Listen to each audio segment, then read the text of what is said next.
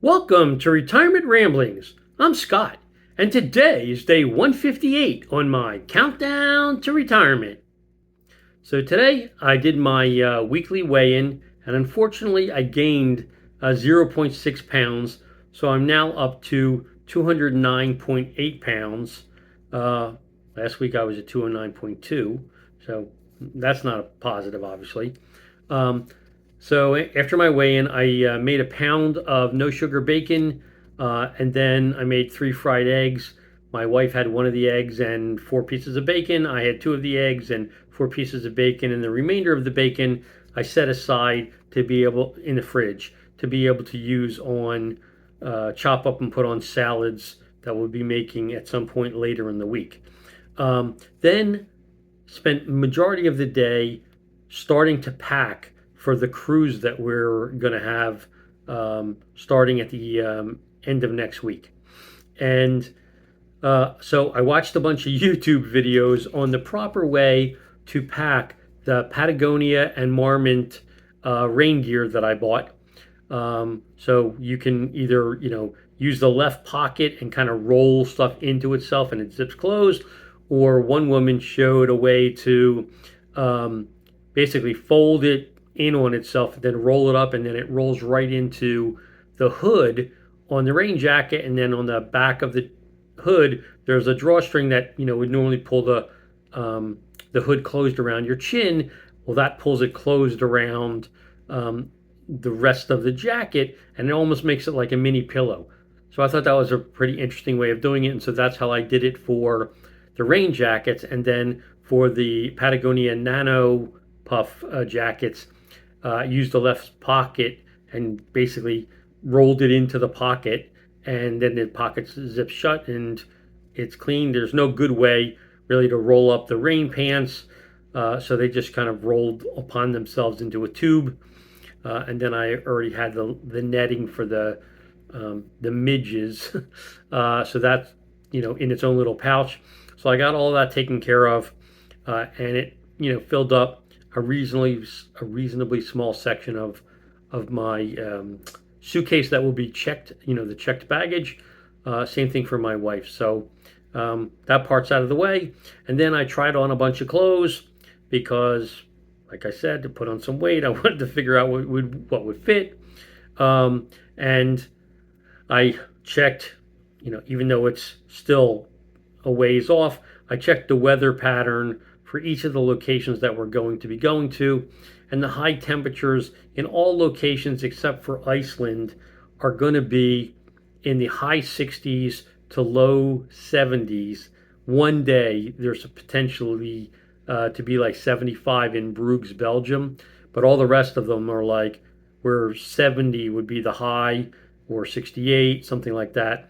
Once we get to Iceland, the highs are going to be closer to the mid 50s, and the evenings could drop down into the upper 30s or low 40s. And so again, the Nano Puff jacket in combination with whatever else we would be using for an outer shell is rated, even though it's super light, to 30 degrees or better. And if you put an outer rain shell over the top of it, or you wear any kind of layered clothing underneath it, then it's good to into the 20s for sure. So we're good on that. So pretty much I packed all of what I'm going to call the winter clothes, my hiking clothes, and the dress clothes that I'm going to need. They're all packed in the suitcase on one side of my suitcase, and then I put together all of my electronics, and anything that had a lithium battery got packed in the main suitcase that'll be checked baggage, and anything that is non-battery powered is going to go into my carry-on that I'll take on the plane with me.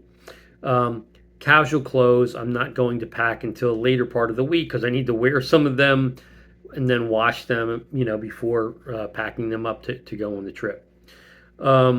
Then we went out to lunch at our favorite Chinese place, and then following that ran and did a Walmart run because I needed to pick up certain things like, that we need for the trip that will be low on by the time we leave would be like deodorant, blood glucose testing strips, baby aspirins that my wife needs, things like that.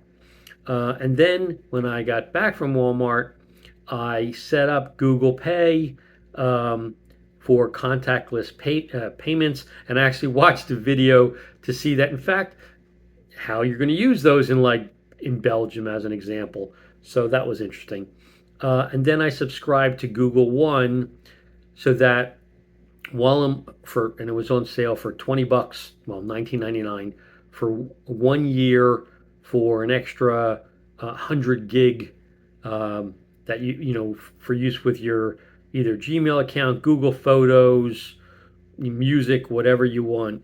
And so what I didn't want to have happen is I'm over, on this trip, and I still plan to use my phone to take photos and some videos in addition to my GoPro. And so for the phone, it auto syncs to the cloud. And what I didn't want to have happen was I'm taking photos or I'm taking videos, and then all of a sudden I run out of space, or I get a bunch of emails and it forces me over the limit that I currently have. So, for $20, I thought it was well worth it. So I just booked it for the year.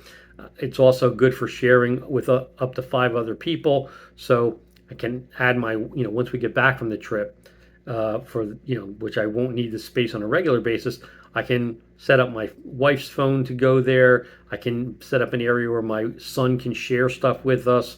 So, we can basically have a family repository of storage. So I'll take care of that. And then on my GoPro, as I've shared with you guys before, I purchased two 256 gigabyte micro SD cards. So they're already packed in the suitcase and ready to go. And then I ended up watering our plants because it's been really hot here. And so what I didn't want to have happen was, they die because it's, overly dry. So I watered everything in my raised garden bed and in my courtyard, took care of that. And then I watched some YouTube videos on the food options on the Norwegian Prima. And the folks did they were older ones, like a year ago, but they did a really good job showing the kind of food choices that you'll have at breakfast, lunch, and dinner. So that was interesting to get just get a feel for what the food is like on Norwegian cruise lines, because I've never been on that particular cruise line before. I know what it's like on Princess and Carnival and Royal Caribbean. But there's already, I know, a bunch of things that are different on NCL that versus other cruises I've been on. Like, you don't make reservations for dinner to say I'm going to be in the early seating at like 5:30 or the late seating at 8:30. You don't have to make reservations to go to, any of the venues for theater, shows, things like that you do on the other cruise lines. So it's interesting. Tomorrow, I am going to call NCL because one of the things I haven't been able to figure out is how to make a request for distilled water. So I use a CPAP, and on every other cruise line, there's always an area where you can go and put in a special request and say, look, I just need to have a quart or a gallon or whatever of distilled water that your cabin steward leaves in the cabin for you, and you're good to go. I want to find out, like, what do I have to do to get that, likewise, because of the CPAP and because there's usually no electrical outlets by the head of the bed. I want to find out, like, can they supply an extension cord, because you're not allowed to bring your own for lots of reasons. But anyway, so that I can have one that I can put over by the head of my side of the bed so that I can plug in the CPAP and be good to go there. So simple things like that, I need to be able to double check, and I haven't been able to find any information on that at all on the NCL website or within their app. So I'll be calling them tomorrow to try and get some details. Anyway, that's my update for today. If you have any questions or comments, please leave them in the comment section down below, or drop me an email at myretirementramblings@gmail.com. Otherwise, I hope you have a great evening, and until tomorrow, take care.